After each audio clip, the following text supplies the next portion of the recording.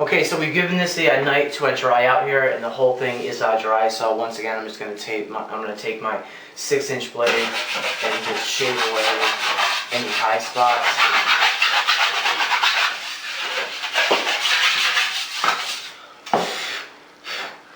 Okay, so again, this is just all-purpose joint compound. Now we've gone down with the coats a few times.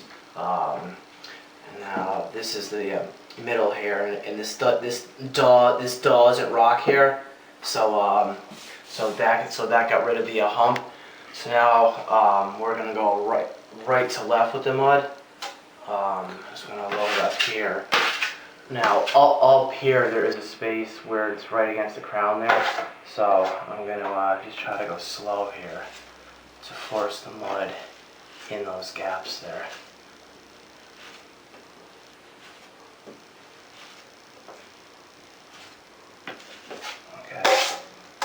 So I'm going to just bring it out a little bit wider here now.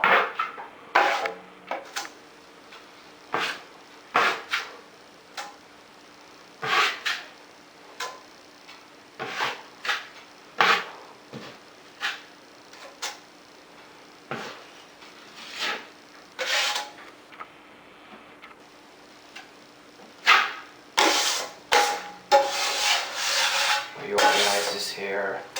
Grab some, come down here.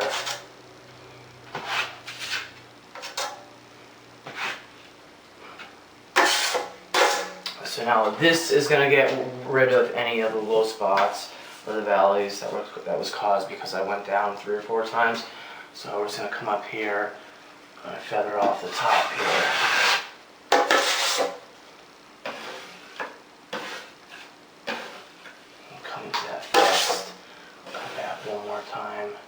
So that area is all set there.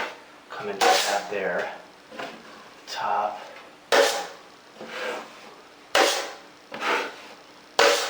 So I have it like that there.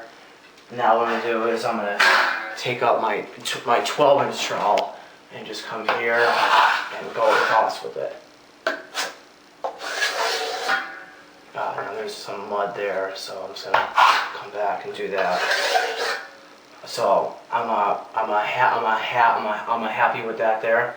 So I'm gonna put this down here, and I'm gonna load up this bottom part here. I'm gonna reorganize the mud here.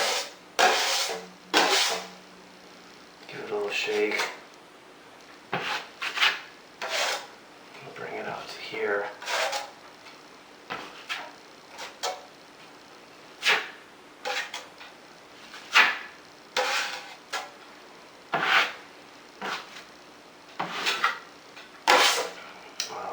There's an area here that I'm going to skim. Okay, so we'll feather off the right-hand side there. The right-hand side here. Go up here.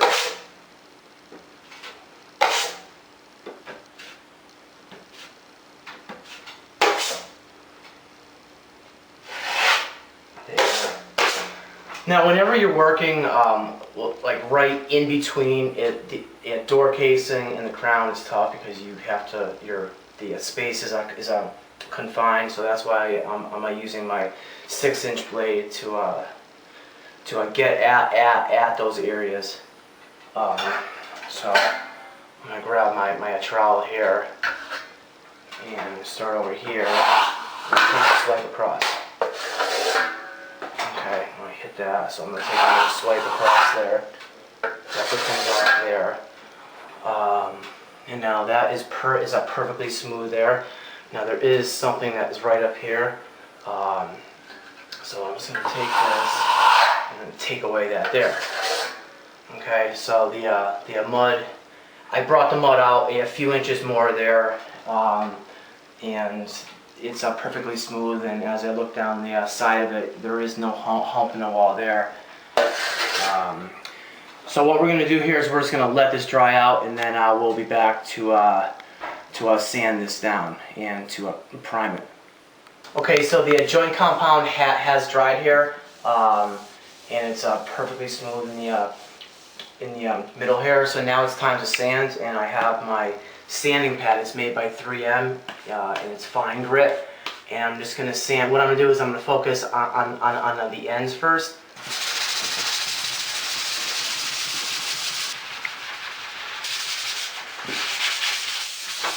Here, I get into this notch here.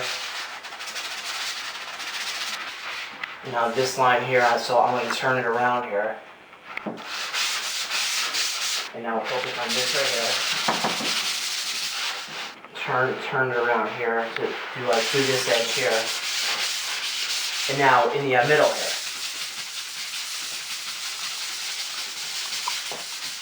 And you just want to go around and feel with your fingers if there's any ridge lines or anything like that. Because this is white and it's very hard to see, so also use your finger. So now that it's sanded down now, the transition from the joint compound to the wall is smooth here.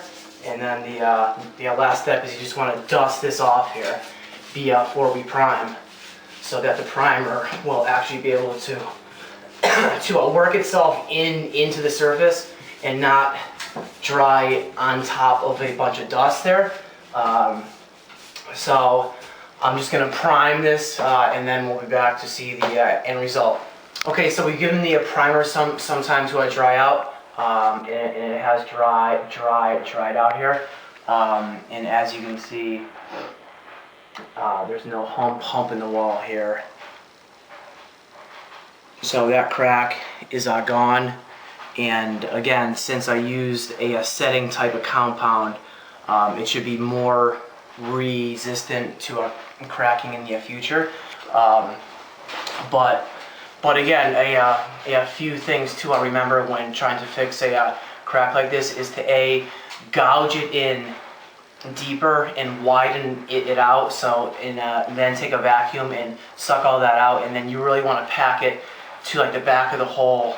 And you want to get as much plaster or setting compound in there as possible, because that is what is going to prevent the cracking in the future. And again, don't just use regular all-purpose joint compound or the lightweight stuff, because it'll just come back. So